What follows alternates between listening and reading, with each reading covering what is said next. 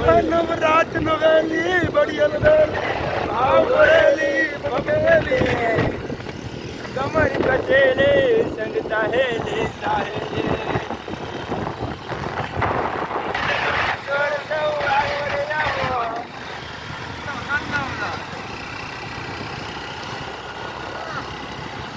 છો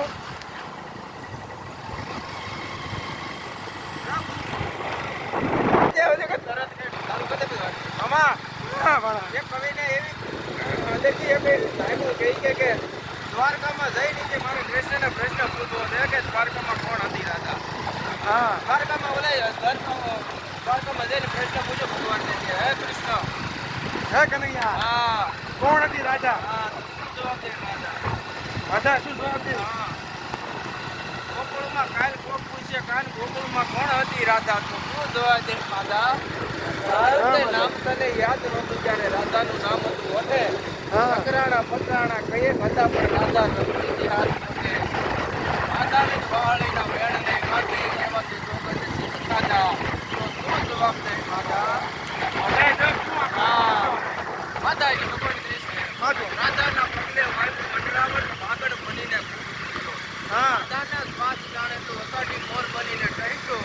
પણ રાધા અને વાળી આગા પડી ગયા એવા તો ઉકળ્યા માતા. જવાબ દે માતા.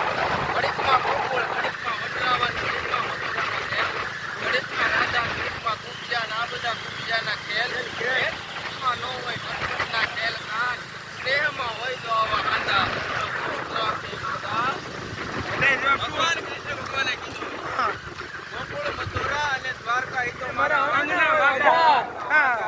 રાજી કો હોય તો એના અંગ પર રાખીએ, નકર રાખીએ અને આધા. વાહ કાના વાહ. બાકી તો હોય તો એના અંગ ઉપર રાખીએ, નકર રાખીએ આધા. સગળો સંસાર મારો અંગનો શણગાર, પણ મારા અંતરનો આદમ છે રાજા.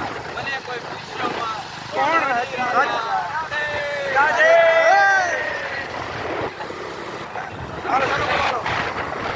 ગોકુળ કહે કોને દરોજ આઈ આદો કે જગતમાં કઈ આઈ કુળમ અમિત તો નો દયા દેવતી